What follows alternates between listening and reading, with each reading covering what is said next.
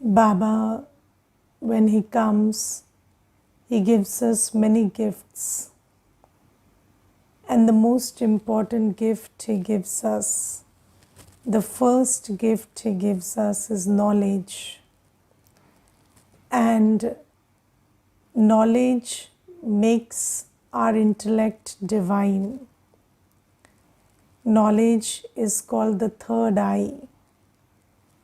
And we get a divine intellect when Baba's knowledge is absorbed into our intellect. And our intellect is through which we see everything.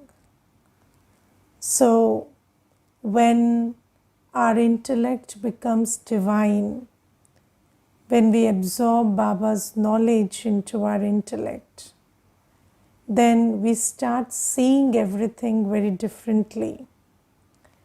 And the way we see everything is responsible for our reactions and our behaviors towards them. Because you see, it is not what is happening, but it is what I think is happening is the basis for my response. So when I start seeing differently, I start responding differently to the same scenes and situations. And not just the intellect, not just sees everything, but the intellect also discerns right, wrong, good, bad, makes decisions about what to do, what not to do. And when the intellect is knowledgeful, then your decisions and your discernments about what is what, they also start changing. So Baba gives us this divine intellect. And today Baba says that this divine intellect is like a civil eye that Baba gives us. And these two eyes are criminal, because you see, when we come to Baba, we bring our old sanskars with us, don't we? We bring our Kalyugi impure sanskars with us. And those sanskars change over a long period of time. New sanskars are not a gift. They are a product of effort. Your sanskar doesn't become divine when you come to Baba. But the gift is knowledge. Baba gives you the knowledge. And when we keep creating knowledgeful actions, then the sanskars change over a long period of time. But until then, the sanskars are the same. Yes, only the intellect is different. And this is why, because the sanskars are old and impure, the vision, the two eyes, the physical eyes or the physical organs, they are under the influence of old sanskars. Even the mind is under the influence of old sanskars, is it not? And because the old sanskar is that of lust, anger, ego, attachment, greed, so what do these two eyes see instantly? They see bodies, they see gender, they see everything, because that's the sanskar. We are taught to look at these things. Yes, we are conditioned to look at these things. And because that is our conditioning, so lust is our sanskar, anger is our sanskar, ego is our sanskar. So through the filter of those sanskars, these eyes see, these ears hear, and all the organs of the body are functioning. Even the mind, you see, the feelings, without effort, the feelings are not pure, or without effort, the thoughts are not elevated, because everything is under the influence of sanskars, and sanskars take a long time to change, and only when there is effort is it ever possible, because even if you give it a long time, it changes only when there is effort. So in this scenario, everything you see, if your old sanskar is the sanskar of being lazy, then your body will always pull you down. So your intellect will say you have to do seva, you have to get up at Amrit Vela, but your body pulls you down, because the body and the organs of the body and the sense organs and the mind, they are all subservient to sanskars. Now Baba says that these two eyes, they see according to the sanskar. So if the sanskar is to see bodies, if the sanskar is that of lust, then you will see bodies and you will have lustful feelings. And if the sanskar is also to see defects in others, or if the sanskar is to see what can go wrong in a situation, then you start seeing what is wrong or what is the defect, because these two eyes are completely under the influence of the sanskars. Now, how do we change our sanskar? By changing our actions. How do we change our actions when the actions are dictated by sanskars? So this is why it becomes a vicious cycle, yes? Because the sanskars dictate the actions, and then the actions reinforce the sanskar. But when Baba comes, he gives us this beautiful gift of the divine intellect. And when you are in awareness, when you keep your third eye open, when you are in awareness of the knowledge that Baba has given you, then you choose different actions. And slowly, if you are able to sustain choosing different actions, so because you see, any action repeated over a long period of time becomes a sanskar. So when you keep your divine intellect functional and keep your third eye open, then what happens is you continuously choose a different response or a different action which is in alignment with truth, the knowledge that Baba gives us. And when we keep doing this, then over a period of time, our sanskars change to true sanskars or divine sanskars. Right? But so do you understand the importance of the intellect? So the divine intellect is a very important gift that Baba gives us. Now if we don't understand the importance of this gift, then what do? We don't nourish it, nurture it. And you see, the divine intellect is like a small baby, because it's a new gift that Baba gives us. And it has to be protected and nurtured. Now, how do you nurture the divine intellect? You nurture it through churning knowledge and having yoga with Baba. So the divine intellect gets strength or nourishment, just like a small baby needs nourishment and it needs protection. So you have to give that nourishment and protection to the divine intellect. And the first nourishment that you give is listening to the Murli, and then churning on what Baba gives you as the truth or the true knowledge, because the true knowledge nourishes the divine intellect. And in the world, what is there? It is all false belief systems that make you, day by day deteriorate. So when you listen to the Murli very carefully, and when you churn on what Baba is saying, and sometimes I'll tell you, these days I make these shorts which are 1 minute long, and that is the seva for new souls, right? So those who have not done the course or anything, so for them we make these. And it becomes a challenge to think about something that is in alignment with knowledge and the old belief systems. Because you see, if you say something which is completely different from their old belief systems, they don't connect with it. So I find it very difficult to find that point where it is a point of knowledge also, and they find something to connect with their old belief system.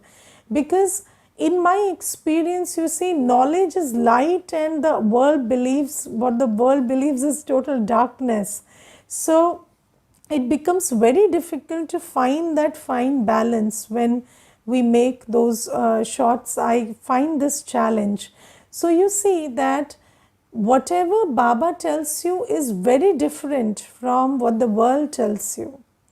Whether it is about the soul, whether it is about God, whether it is about karma, whether it is about journey, whether it is about making choices, everything is so different when you compare it to what the world teaches you. And this is why Baba says that my teachings, my knowledge, or the truth is so different from the falsehood that you need to churn over this continuously. Because if you don't churn over it, it doesn't sit in your intellect. Yes, you see, we have grown up so strongly with this belief system that the soul is made up of vices. You see, science says that survival is your instinct and you're competitive, and killing and contesting and leaving, pushing the other person behind and going ahead is your natural trait. Psychology says lust and ego are natural to you. So I'm not even talking about what we have been doing, but even what we have been studying or learning, or the knowledge that is given in the world is also so different from the truth. And Baba tells us that you, the soul, are pure, peaceful, loveful, blissful, powerful, and nothing more or less than that. And Baba says there is no trace of vice in you in your original state. So lust, anger, ego, attachment, greed are not your sanskars. But it takes a long time for that to settle in, because you see, our intellects are all corroded right now, because our intellects have absorbed all the parmat in the world. Now, Baba tells us that you have to nurture your intellect, nourish your intellect by churning over the truth. And then you have to sit in remembrance of the ocean of truth, so that your intellect gets nourishment. And then you also need to protect your intellect.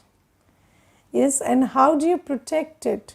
So first thing is you protect it from parmat. So if you're reading, things of the old world, especially philosophy that's given in the old world, whether it is scriptures, whether it is other kinds of philosophical things, so, or you're just listening to other people giving their opinions in situations, that is all coming from parmat. So you have to listen but not listen. Yes, so you will live in the world and there'll be a lot of things that you come across, but you have to not read anything and you have to listen but not listen. And then Baba says that whatever you see, hear, try to, just take care that it is not content of the old world, because they all start influencing your intellect. Yes, you hear a class about, you hear a 1 hour session about, how love is your original nature, and you're born to be loving rather than, seek love. But then you watch a movie and then everything, all the knowledge goes down the drain, and then what you think is love has to come from outside, and everybody is getting it from outside, only not me. And then you start questioning knowledge also.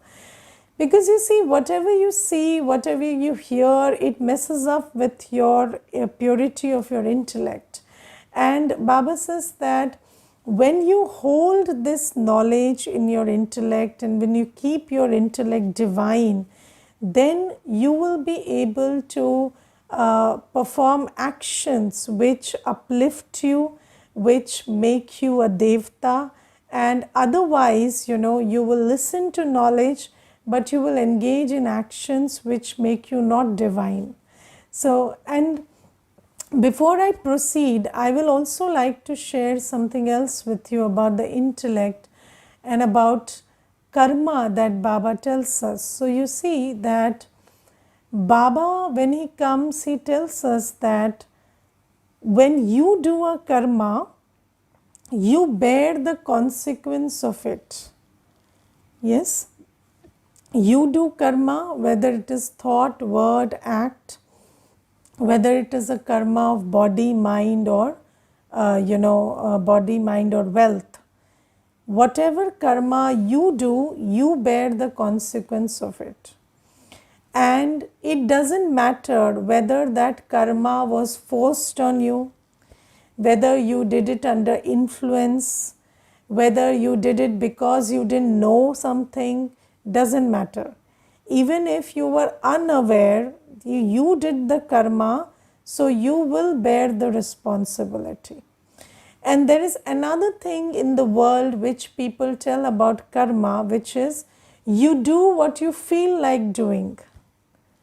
Yes, people say you should do what you feel like doing, but the thing is, are your feelings on your side? Are your feelings helping you progress? Or is your mind your enemy right now? Yes, so if you look at it, your mind, we say man is dushman right now. So the mind is on the devilish side. The mind is playing games with the sanskars. So mind is on the side of our old sanskars. So our feelings are very deceptive. So if you act on the basis of your feelings, then you are like digging a grave for yourself. And I will tell you why my attention went to this aspect is there's a brother and he is into Gyan, and he stopped eating, food from outside, and he stopped eating food prepared by others, and he started eating, food prepared in the remembrance of Baba, and he started cooking himself. Now, some days back, you see, his son came to the center, and he started telling me that it is not okay that my father is doing this. So I said, why is it not okay? So he said, because you see, you might be thinking that he's not struggling inside, but he's struggling a lot inside, because he has never controlled his senses, never has he cooked. So both the things are a big challenge for him, and he is having a lot of struggle and difficulty inside. And he said, I think no spirituality teaches you to, to stifle your senses. And you should not do anything which is against your feelings and your mind. So when you're feeling like eating from outside, why not? When you're feeling like not cooking, why not? So he said, if my father is not feeling like it, then he should not choose it because a path says it. So then I told him that, you see, from from where you are coming, I understand what you're trying to say. But let me just tell you that karma is an energy that you create, and karma has consequences. Yes, and karma is not done on the basis of what you feel like doing, or not on the basis of what other people tell you to do. Karma is done on the basis of your aim of what result you want to have. So because karma is related to result, and we here understand that you should do karma which gives you the result that you want. So if your father wants the result to be a deity, he has to eat pure food. And if he doesn't want to be a deity, no problem, he can eat whatever he wants to. But that is even what he wants to be is a choice for him. But if he wants to be a deity, then he has to choose this, because the result that you want dictates the karma you have to engage in. You cannot blind yourself by saying that I will not do any elevated karma and become a deity, right? And the second thing is that this whole belief system that you should do karma based on feelings is not true, because your feelings are deceptive and they are not guiding you on the direction in which you want the result.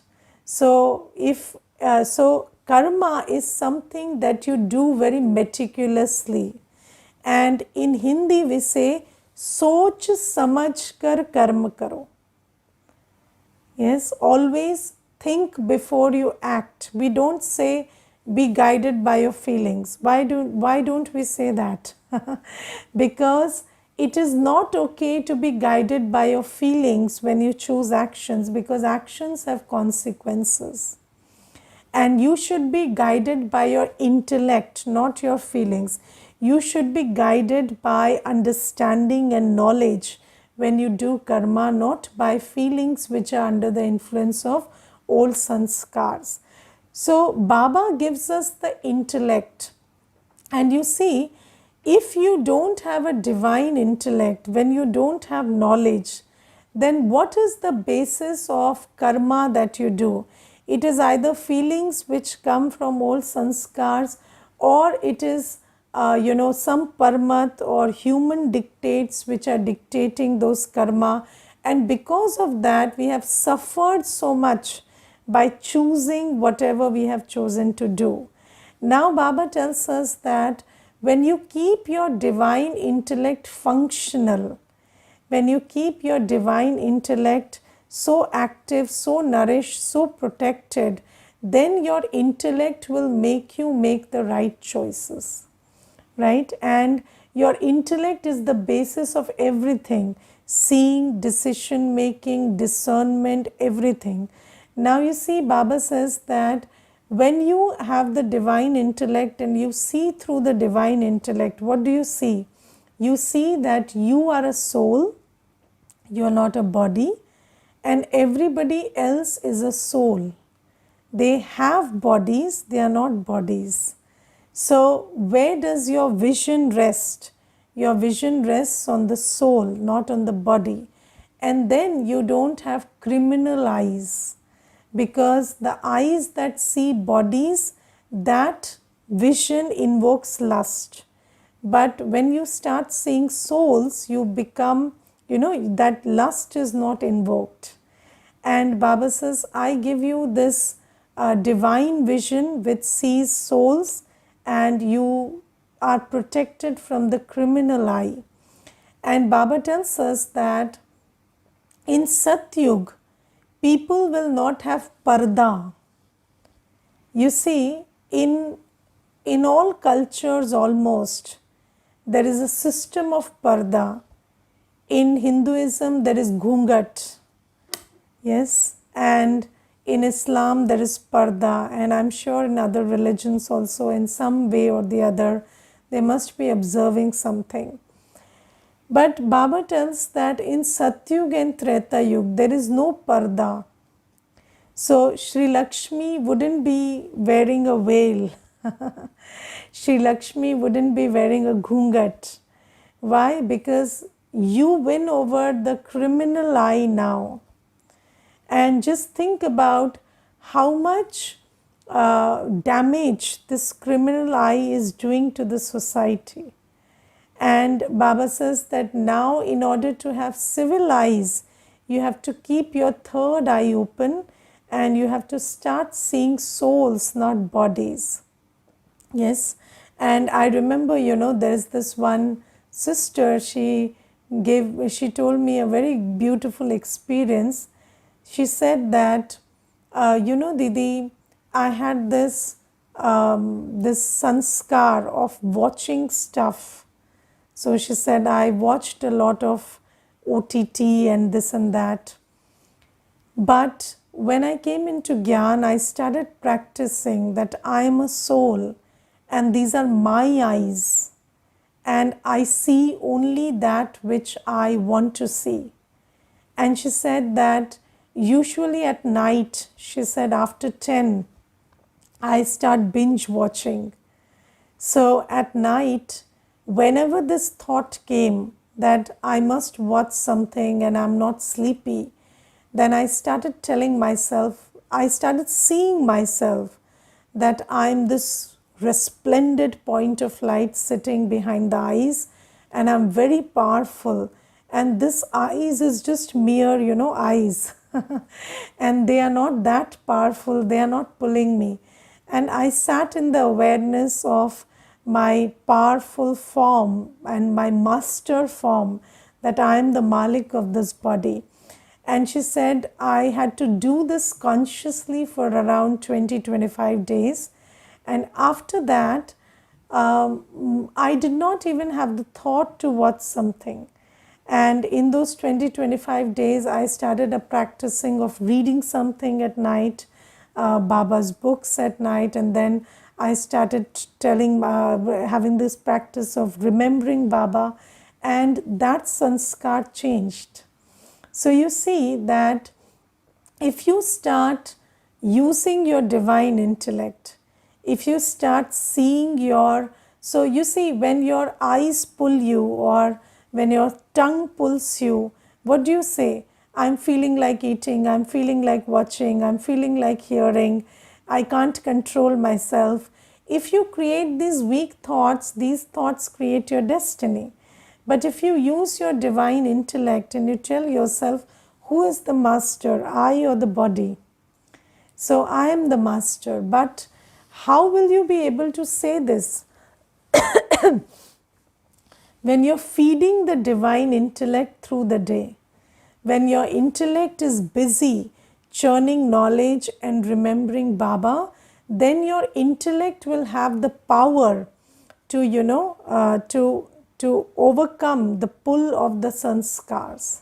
So your intellect will be functional and you will be able to tell yourself, who am I, instead of telling what's going on there. So why do you tell yourself the story that your sense organs are pulling you? Yes, and people see somebody and they say, oh wow, that person is so attractive, that person is so attractive. But is that knowledge? Knowledge is, it's just a body made of 5 elements, and that too tamo pradhan elements. What is attractive about that body? But when will your intellect be able to tell you that it's not attractive, it's just a soul and the body is made of 5 tamo pradhan elements? What is attractive about that body? So the intellect will be able to intervene when you're feeding the divine intellect all day. Otherwise, you see, the old sanskars will overpower. So this is something that Baba says. And then Baba tells us that you have the gift of the intellect and you have to renounce the world through the intellect. You don't have to leave one home and go and build a home in a jungle and stay there. That's not the kind of renunciation you have to have. You have to renounce everything through the intellect. And you see, when you see something which is very attractive, then automatically your attention is drawn to that, and then everything else fades away before that thing. Now you see, Baba is called Satyam Shivam Sundaram. Yes, Baba is called the most beautiful, the most attractive one. And you can only see Baba, you can only see Satyug. Baba tells us that Satyug is the biggest wonder of the world. Yes, so there is no piece of creation in this world, old world, which can stand any ground before Satyug. Yes, but we find this whole world attractive, or it pulls our buddhi, or the people in the world pull our buddhi, because we don't use the divine intellect. And when we start using the divine intellect, and when we start seeing Baba and Satyug, then our intellect is all automatically drawn away from this old world. You will live there, but you will not find anything attractive or worth focusing on or worth thinking about in this old world. Because this old world is very faded, it's very, it has no essence. You know, it has no attraction in itself, because it is tamo pradhan.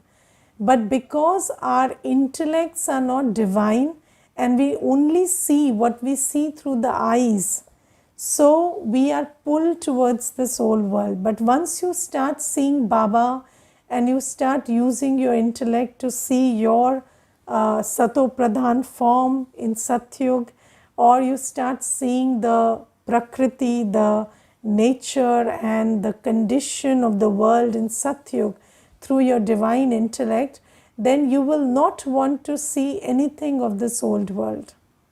And you will be here, but you will always be focused on the beautiful world that's waiting for you. And Baba says that this is the way to have renunciation. Renunciation is not running away, because the law says if you run away from something, it runs after you. So only when you have disinterest, only when you have unlimited disinterest, that is, it is there but it is not attractive for you, can you be renunciates. Because if it is attracting you and you are running away from it, you cannot run away very far, it will run after you and catch you. But if you don't find it attractive, because your intellect is focused on the most attractive Baba and the attractive world that's waiting for you, then you start having unlimited disinterest, which is you are living in the world but nothing of this world interests you or attracts you, and you are only interested in creating the new world that is attracting you. Because you see, when you love the new world, you are interested in creating it also. So this is something that Baba says. Om Shanti.